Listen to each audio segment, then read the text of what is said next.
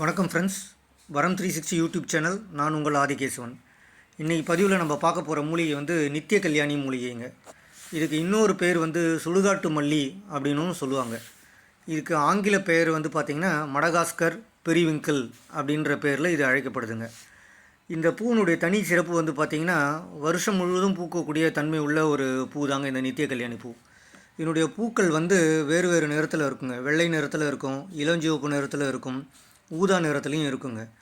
இது பொதுவாக வந்து பார்த்திங்கன்னா வீட்டுக்கு முன்னாடி ஒரு அலங்கார செடியாக பயன்படுது, மருத்துவ செடியாகவும் பயன்படுது. பாரம்பரிய மருத்துவத்துலேயும் சித்த மருத்துவத்துலேயும் இது வந்து மிக முக்கியமான ஒரு மருத்துவ செடியாக பயன்பட்டுருக்குங்க. இது நம்ம வீட்டு தோட்டத்திலே ரொம்ப எளிதாக வளரக்கூடிய ஒரு செடி.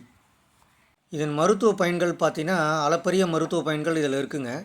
இதில் முதல் பயன் வந்து பார்த்திங்கன்னா சர்க்கரை நோய் கட்டுப்பாட்டில் வந்து மிக முக்கிய பங்கு வகிக்குதுங்க. இதனுடைய இலைச்சாறு, அது வந்து இலையை எடுத்து ஒரு 5லேருந்து ஒரு 6 இலை எடுத்து அதை சாறு பிழிஞ்சு நேராகவும் உட்கொள்ளலாம். அப்படி இல்லைன்னா அந்த இலைகளை வந்து தண்ணீரில் போட்டு கொதிக்க வச்சு வடிகட்டியும் நம்ம சாப்பிடலாம். அப்படி இல்லைன்னா இதனுடைய பூக்களையும் வந்து நம்ம தேநீர் போல் உருவாக்கியும் சாப்பிடலாம். தினமும் காலை ஒரு வேளை மட்டும் இதை சாப்பிட்டா போதும். சர்க்கரையினுடைய அளவு வந்து கட்டுப்பாட்டிலே இருக்குங்க. ரத்த சர்க்கரையுடைய அளவை வந்து கட்டுப்படுத்தி அதனுடைய சர்க்கரை அளவு வந்து உயராமல் எப்பயும் ஒரே சமநிலையில் வச்சுருக்குங்க. அடுத்த முக்கிய மருத்துவ பயன் என்னன்னு பார்த்தீங்கன்னா புற்றுநோய் தடுப்பில் இது மிக முக்கிய பங்கு வகிக்குதுங்க.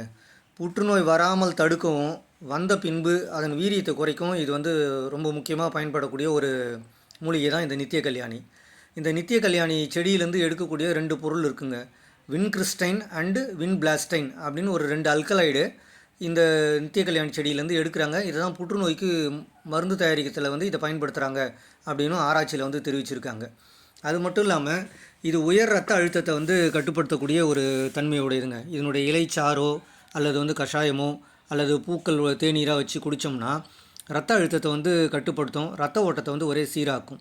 இதுக்கு அடுத்த மருத்துவ பயன் அப்படின்னு பார்த்தீங்கன்னா காயங்கள் புண்கள் மேலே இது மிகப்பெரிய ஆற்றலை ஏற்படுத்துங்க. நமக்கு உடலில் ஏற்படுற காயங்கள், புண்கள், சர்க்கரை வியாதினால் ஏற்படுற புண்கள், இது அனைத்துக்குமே இது இலையை அரைத்து அது மேலே நம்ம பூசி வரும்போது இந்த காயங்கள் வந்து விரைவாக குணப்படுங்க. இந்த செடியில் வந்து anti bacterial, anti fungal agent வந்து இருக்குது. பாக்டீரியா மற்றும் புஞ்சை எதிர்ப்பு தன்மை இதில் அதிகமாக இருக்கிறதுனால காயங்கள் வந்து மிக விரைவாக வந்து குணமாகிறதுக்கு மிக முக்கிய வாய்ப்பாக இந்த நித்திய கல்யாணி செடி வந்து இருக்குதுங்க. அதுக்கடுத்து இந்த இலைச்சாரை வந்து நம்ம தினமும் காலையில் பருகி வரும்போது சிறுநீரக செயல்பாட்டை வந்து மேம்படுத்துங்க. சிறுநீரக செயல்பாட்டை அதிகப்படுத்தி நம்ம உடலில் இருக்க நச்சுத்தன்மைகளை வந்து வெளியேற்றுங்க. அதன் மூலயமா வந்து உடல் சுத்தமாகும், நமக்கு நோய் எதிர்ப்பு சக்தியும் அதிகமாகும், நோய்கள் வராமையும் தடுக்குங்க. இந்த வீடியோ உங்களுக்கு பிடிச்சிருந்தா லைக் பண்ணுங்கள், ஷேர் பண்ணுங்கள், கமெண்ட் பண்ணுங்கள், சப்ஸ்கிரைப் பண்ணுங்கள்.